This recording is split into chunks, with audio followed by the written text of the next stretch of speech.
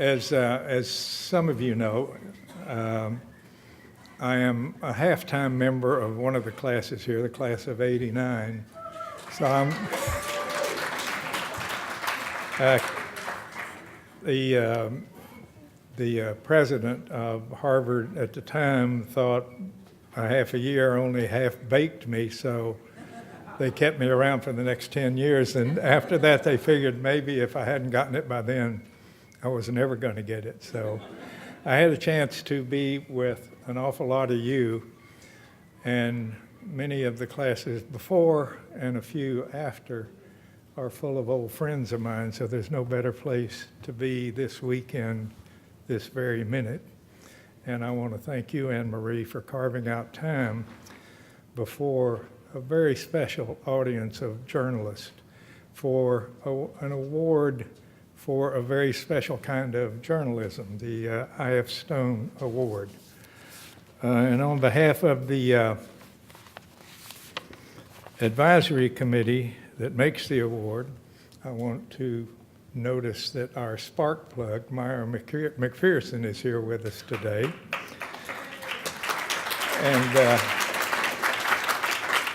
And on behalf of that committee, I just want to say a few words about the recipient, but only a few because I want her to have time to talk with you so you can see the journalist that we're honoring today. Jeremy Stone, Izzy Stone's son, founded this award, and he designed the medal, this medal that Jane will get. And around the rim of the medal, he has inscribed the hope that the work of the recipient of this award would represent a fulcrum for journalism of independence journalism, the kind of journalism that Izzy Stone practiced.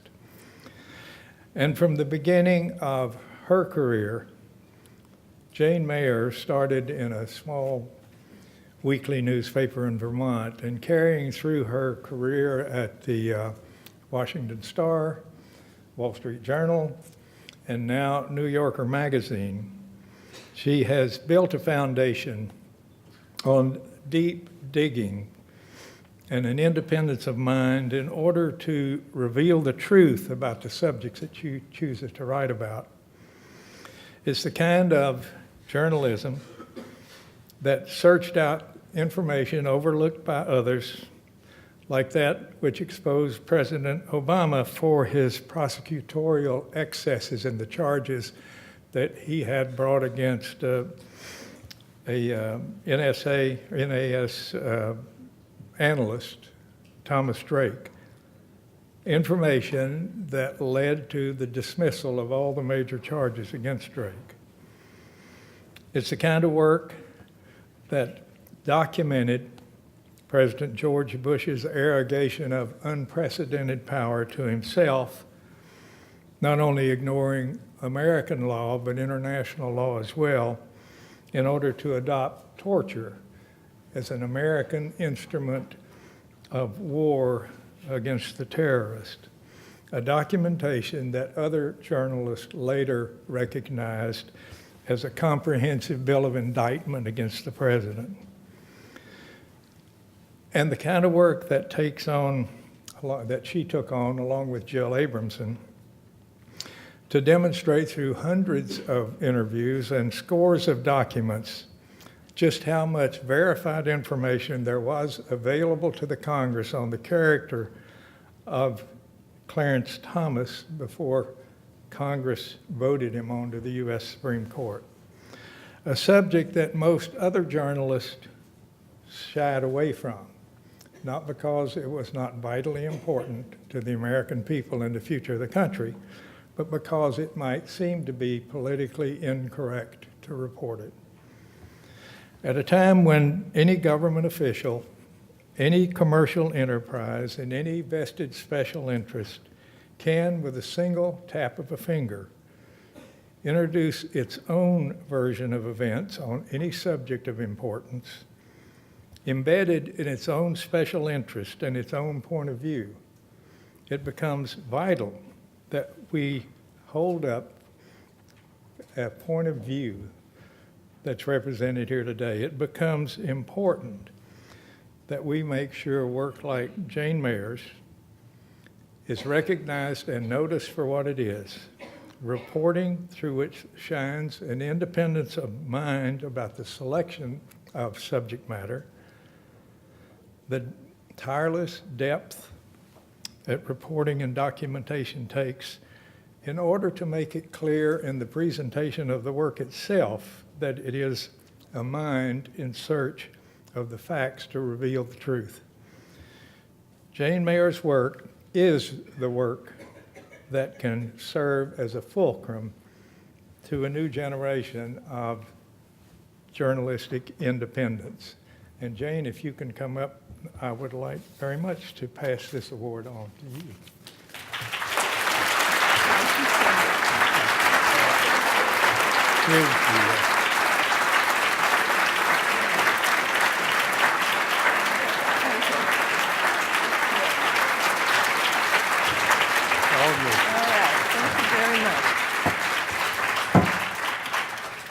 Well, thank you so much. I am really, really honored to be here today. I'm also, I have to admit, a little bit surprised because there's a bit of a backstory to this event, which is that many, many months ago, I was deeply down a rabbit hole, kind of in a fog, working on a book, and I noticed an email that I had overlooked, and it was from Bill Kovach.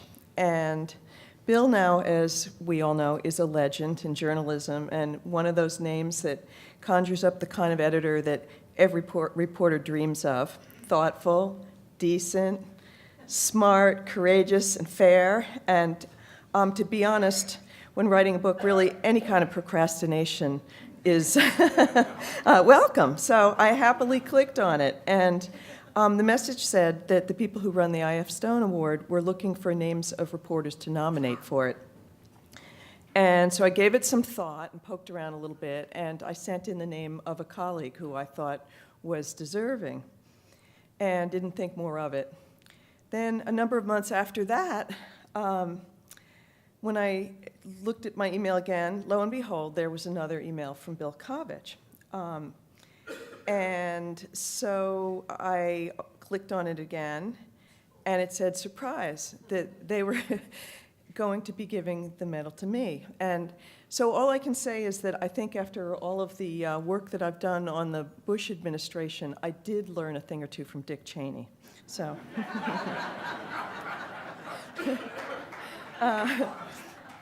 Okay, but since I do have a few minutes here today, and since we're here to celebrate the inimitable I.F Stone and his trailblazingly independent coverage of government, power, and corruption, as well as the 75th anniversary of the Nieman program, I wanted to reflect on a couple concerns on the current state of the profession, which I think Stone also might have been concerned about.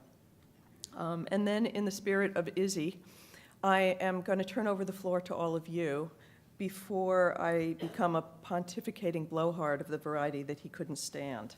So this won't take too long. I wanted first to sketch the outlines of the landscape when it comes to covering government and others in power. Myra McPherson's wonderful biography of Stone is entitled All Governments Lie, which is a condensation of Stone's statement that all governments are run by liars. I've got huge respect for many of the government officials I've covered, but at the same time, I have to agree that the relationship between those of us in the press and the people we cover, if you do your job right, is full of tension and often downright hostility. Stone was famous for being an outsider who disparaged some of the insiders like Walter Lippmann. And while I think there's room for both kinds of coverage, I tend to agree with Stone on his skepticism about getting too cozy. I learned this lesson early on, not long after coming to Washington in 1984 to cover the Reagan White House for the Wall Street Journal. I learned that Reagan's embattled national security advisor was about to resign. So using the privileged access I had as reporter for the Wall Street Journal, I quickly went to see him and asked him about this point blank. and with sort of warm brown eyes that kind of looked like a trustworthy Labrador retriever, he looked across the desk at me and told me that he had absolutely no plans to resign. So I may be telescoping this in memory, but as I remember it, the very next day, after I'd shelved my story, they announced his resignation. And I was stunned. Government officials lie.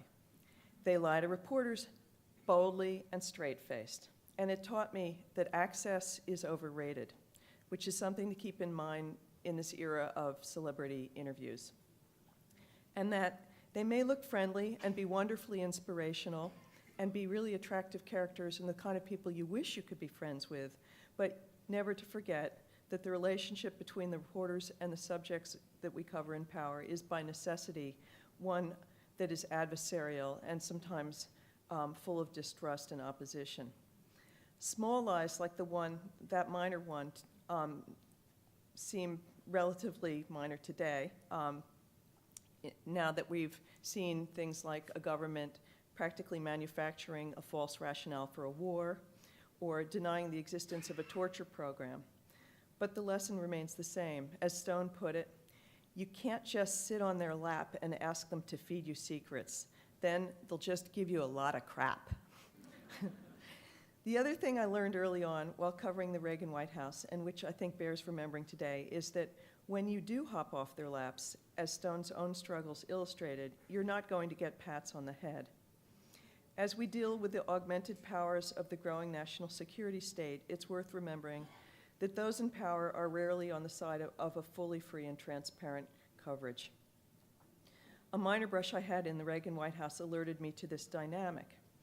Eager to reveal the extensive and expensive stagecraft behind Reagan's presidency, I thought it would be great to fly to Grenada a week ahead of the president's visit there to celebrate the first anniversary of America's victory over leftist forces on the tiny backward Caribbean island. I have to remember, though, also my bureau chief at the time, Al Hunt, when I gave him the story proposal, picked it up, and he said, "I smell a little suntan lotion on this thing." But I've been very lucky to work for fantastic places, the Wall Street Journal and then the New Yorker, and they indulged me. So anyway, I went to Grenada a week ahead of the president, and I watched as the president's image advisors oversaw the paving of all these little dirt roads with beautiful new asphalt, and one Air Force cargo plane after the next landed in this little dirt patch of an airport, carrying limousines and ambulances and bleachers and flags and everything else. And anyway, it made for a great story, but when the offending story was published, what I remember was sitting in the press briefing room as a young reporter, and the president's spokesman at the time, Larry Speaks, looked across the podium at me.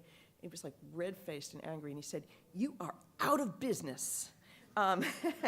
So then my colleagues at the time sort of thoughtfully and generously held a going out of business sale. They carried my desk and chair onto the lawn of the White House. But you know, behind the hijinks was a serious message, which is that when reporters challenge the official narrative, those in power are going to push back, and sometimes very hard. As Myra McPherson recounted, the British publisher Lord Northcliffe admitted that news is something someone wants to suppress. All the rest is advertising. So in that long ago minor instance, my access dried up completely, and I soon found myself berated by editors for missing stories. I was unable to get a single phone call returned. I couldn't even get the president's schedule. So the price of independence is high. They really do sometimes want to put you out of business. Today, however, the threat isn't just about being put out of business. It's about being put in jail. And this is what I wanted to get to. The government's growing prosecution of national security leakers under the Espionage Act, I think, is a watershed escalation of the long-standing tensions between the government and the Fourth Estate, blurring the distinction between journalism and espionage, and between dissent and treason. I fear that vital coverage will be in peril if we allow this to become the new normal. The chill's already palpable. Several sources of mine have faced federal investigations. They've had to hire lawyers at draining personal expense. They've had to undergo enormous personal strain. Just a few weeks ago, a new potential source asked whether his emails and phone calls were protected if he conversed with me. Even though I now know how to use an encrypted email program, I couldn't really reassure him totally, which of course impedes news gathering. Right after the fall of the Berlin Wall, I wrote about the Stasi for the Wall Street Journal. I was there as an unimaginably vast archive of government spying on private citizens was opened. And I was so deeply impressed by how lucky we are in this country not to live under a totalitarian state. So I take the threat of the government's expanded surveillance powers seriously and think it's essential that as reporters, editors, and publishers we speak up. Or as Stone put it, almost every generation in American history has had to face what appeared to be a menace of so frightening an order as to justify the limitation of basic liberties. But he argued, a newspaperman ought to use his power on behalf of those who are getting the dirty end of the deal. And when he has something to say, he ought to not be afraid to raise his voice above a decorous mumble and use the 48-point bold. And so, on that note, I want to take some questions from all of you. So.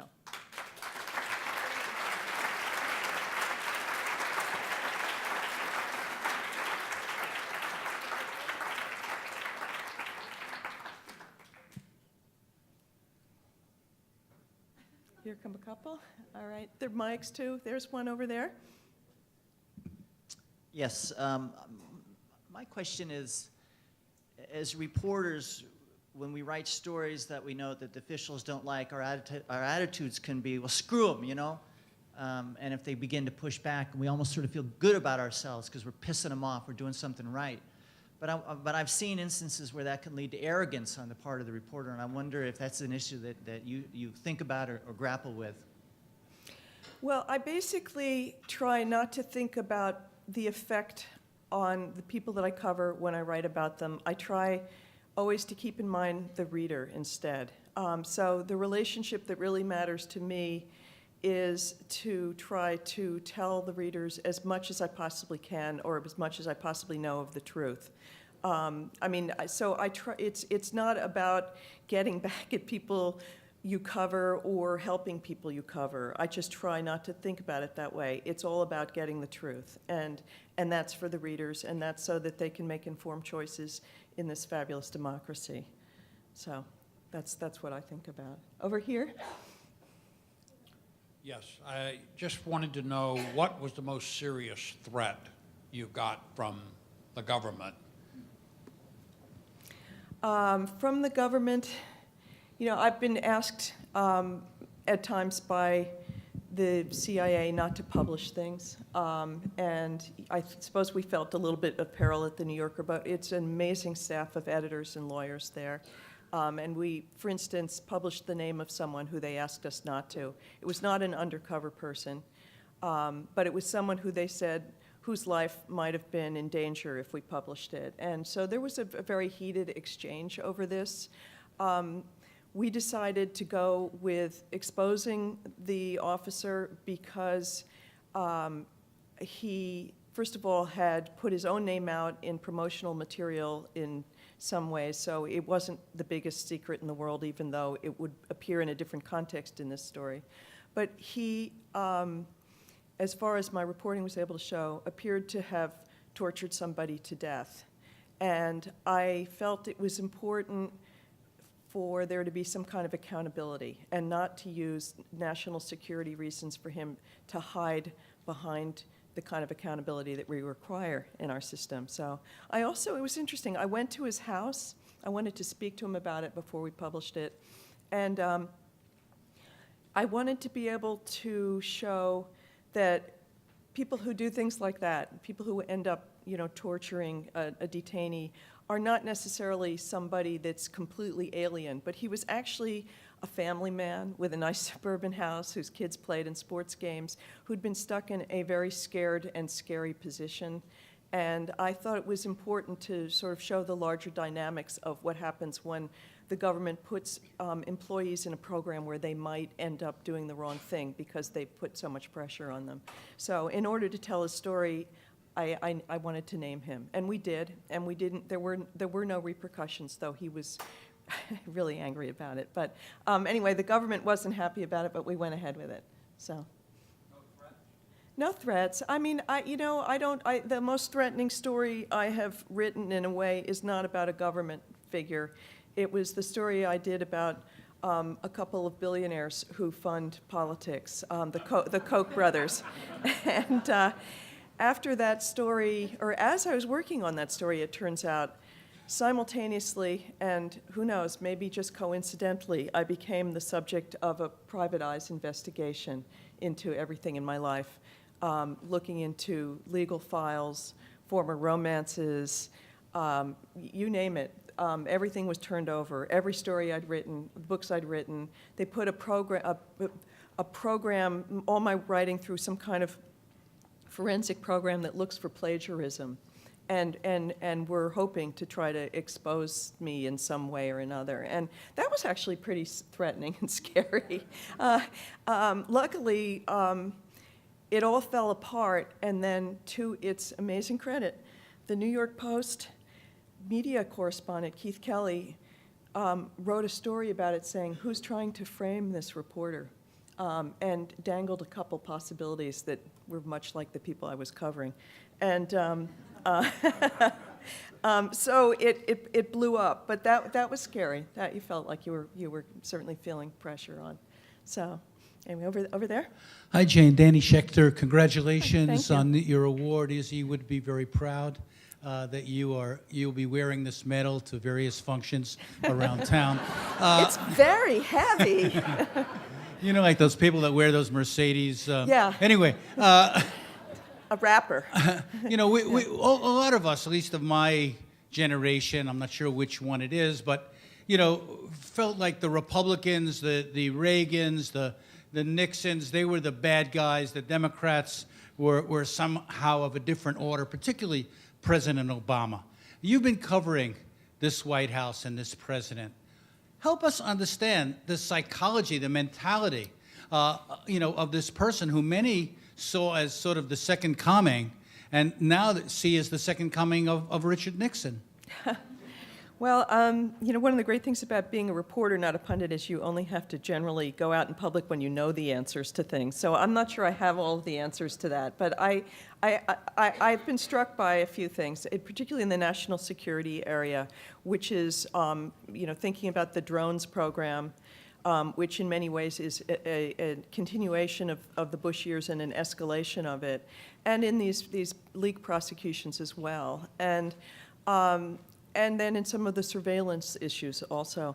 And I think that the dynamic that those three programs have in common is that this administration, I think, has been, to some extent, overpowered by the tremendously powerful national security apparatus in Washington since 9/11. It's grown and grown and grown. And if you look at the Justice Department, there's a whole division of national security which is there to promote the views of the CIA and the other national security parts of the government. But there's no Office of Civil Liberties. There's no Office of the First Amendment. And in fact, Eric Holder recently, after being criticized for subpoenaing reporters' records in 2 cases, invited some reporters and editors and bureau chiefs in, and I went in with some of them because I'm on the Reporters Committee for the Freedom of the Press.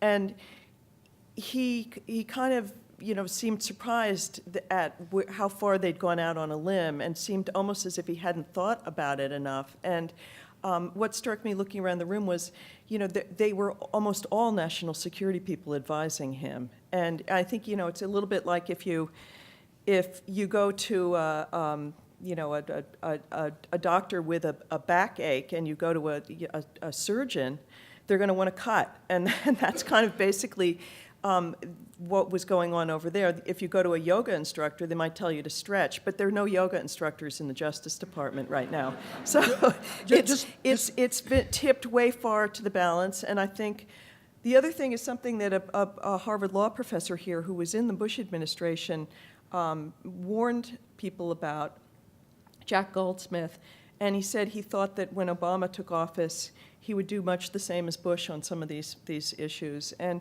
he said the reason is nobody in office really wants to risk being the one that has the second attack on their hands because they, and there may be a second attack, but they don't want to be open to criticism that they didn't do everything they could. So the political damage, is what they worry about a lot. And I think that is what they worry about. And I think the answer is people on the other end of the spectrum need to speak up and say there are costs to this and you need to balance it. Just to follow up very quickly, we are at Harvard right now, and of course, the president was a professor at the Harvard Law School. Do we, as Harvard alumni, have a right to expect a higher sense of duty and responsibility on its part? Now, I'm saying this knowing that Henry Kissinger was also a professor here at Harvard. Ted Cruz was a graduate of the law school. I'm a Yalie. So. Hello, my name is Laura Julie Perrault. I'm a journalist from Canada, and I'm a current Nieman. And I was listening to your story, and the country I come from, that most people don't think anything's going on there, as a government that's basically stopped talking to journalists and only respond to us with really short emails and never lets us ask backup questions. And we have so far done a terrible job at talking about how this is affecting our work or getting the public to actually care about that. And you mentioned earlier how much it had an impact, that people actually wrote about the pressures you were under. How can we do efficient reporting about ourselves, about the pressure the press is under? Ooh. I was really struck by Robert Caro's talk, which I thought was wonderful, and Ann Hull was wonderful, by the way, his advice that you need to always go see the person. He, of course, he's got all the luxury of time, but I think email is a real problem for reporters because, among other things, people consider their answers in such a careful way that they don't just open up and hold forth. I think you get much less good quotes, and it's definitely degrading the final stories, I think. I don't know enough about Canadian journalism, but I don't think the public really wants to hear us belly aching. I think they just want us to keep turning out great stories. And I guess if the example of I.F. Stone is you don't even need to be, have incredible access to get great stories. I mean, I think it helps to get great quotes, but he obviously just read all the documents really closely. Sometimes if you find something in a document, they actually will then make time to see you if it's bad enough. So, so over here. So after I finished my Nieman year, I moved from the supply side of journalism to the demand side. I teach a course called News Literacy, where we try to get students to be critical about the information they're getting from whatever source. And every semester we put Bill Keller on trial for treason. We use the Swift case. This semester, actually, we've started to use Glenn Greenwald. It's really interesting to hear students struggle with these issues. They each play one side of the prosecution or defense team. And I guess the thing I'm hoping, because I think this is being videotaped, so I'm hoping to grab the clip. I'm interested in this question that students always ask, which is, okay, if power is premised on secrecy, which I think is a pretty good premise, where do we make those decisions about how much a government can keep secret and for how long?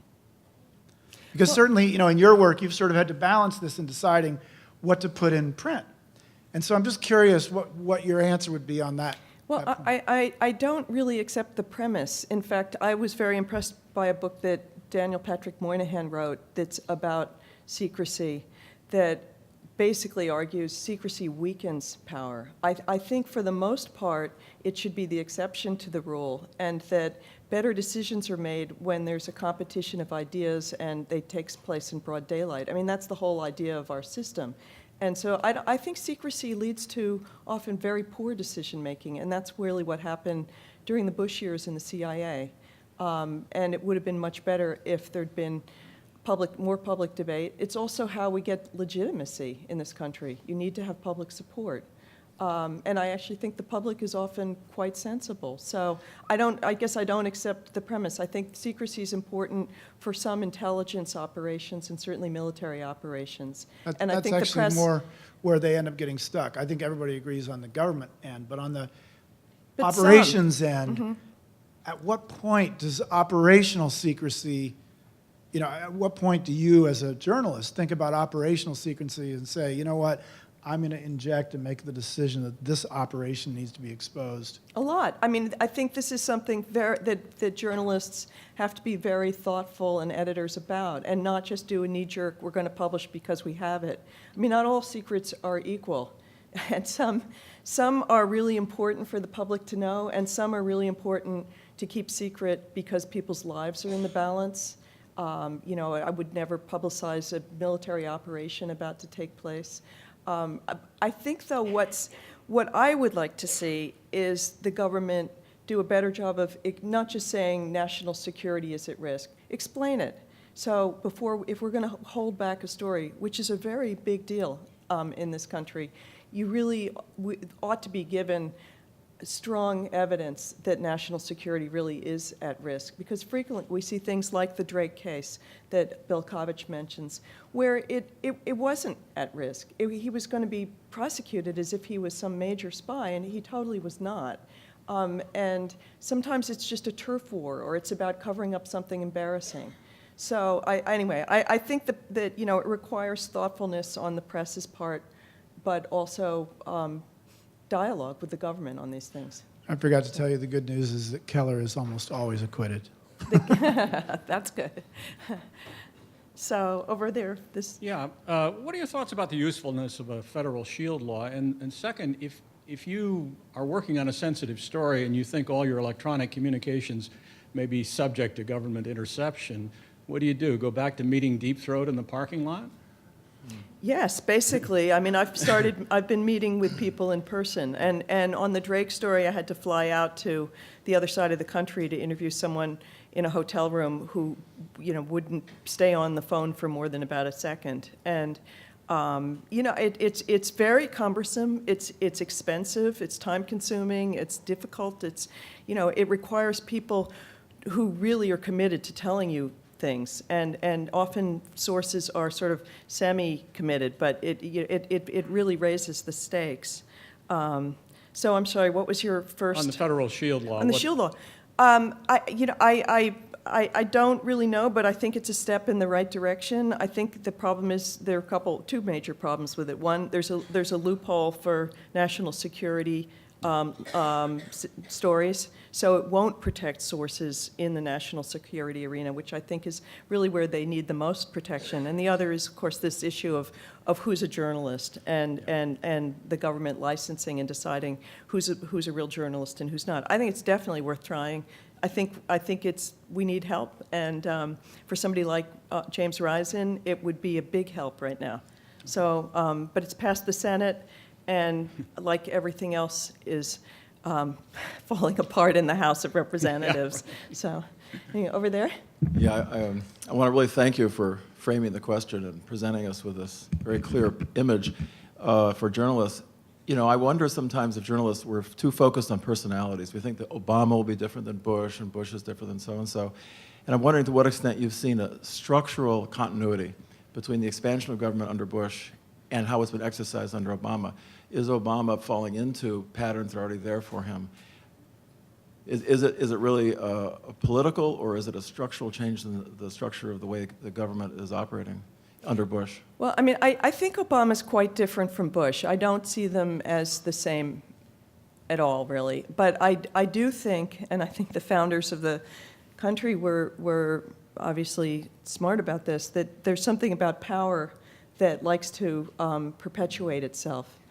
And And that goes across party lines completely. It's just human nature, and that's, I guess the argument was that's why if men were angels, we wouldn't need laws. But I feel like they could also ask, and we wouldn't need reporters, but we do. So I was thinking of structural changes like the expansion of the NSA, the expansion of government, of certain executive powers of the signature and the rest of that.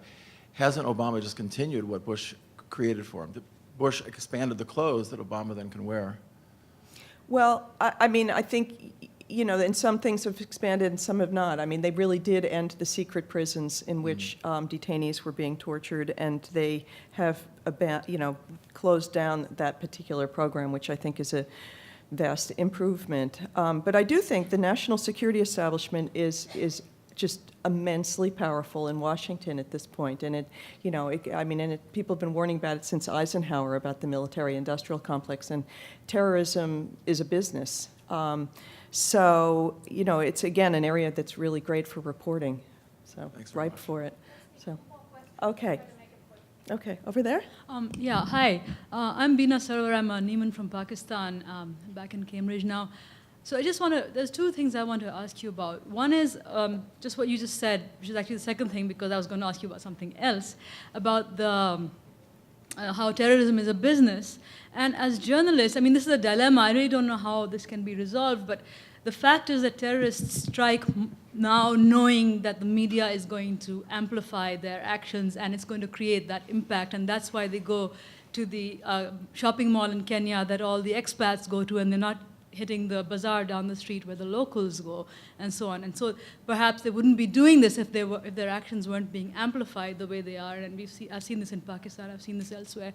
That's one thing. And the second thing is about the surveillance expansion and the security question. And of course, that's such a dilemma, right? Because you have, as you said, it's expanded everywhere.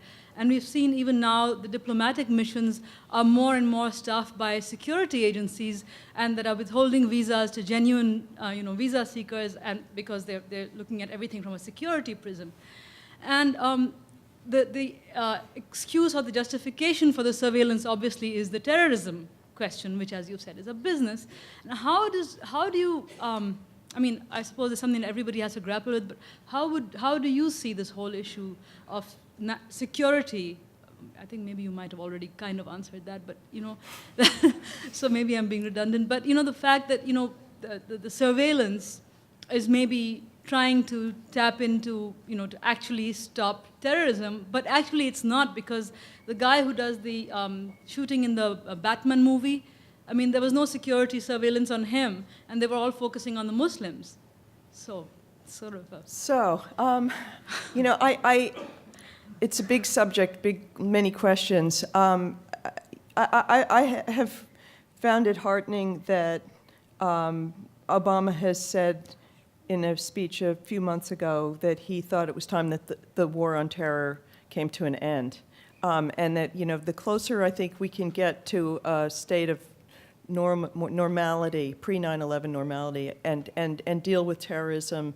This is not a popular view of many people, but deal with it as a crime and not a full-fledged war. We'll be on a different legal footing then. And I think that, it's certainly worth having a big debate about in the country. I don't know how long we can stay on that kind of war footing. It's also just obviously incredibly expensive. So anyway, over here. Okay. Thank you for your comments. I wondered if you could talk a little bit about private intimidation. You talked a lot about the government intimidating you, and you mentioned just briefly about the billionaire brothers. Is that a new, and in some ways, if you get sent to jail, you get sent to jail, and then the entire country is up in arms, and we all support you. But if you get destroyed and your credibility destroyed, then you're lost as a voice, and everybody says, oh, well, it was somebody who plagiarized, or it was somebody controversial. That controversial author says blah, blah, blah, and we can dismiss it. Could you talk about that, please? Yeah, I think it's something that all reporters have to be pretty mindful of now in an age when there is in every email conversation you have, there's a track record. There's a written record of when you try to get an interview with somebody. You have to, I think, always conduct yourself carefully as if you're in public when you're dealing with professional things, even your reporting, and just be careful about things like acting responsibly, so you don't give people fodder to take you down. Basically, it makes it a little less fun, but I'd say it's still, to end with Izzy Stone, probably the most fun kind of life you could have. It's the most interesting, and I think he said famously that if he had any more fun, he'd have to be arrested. So I feel the same way.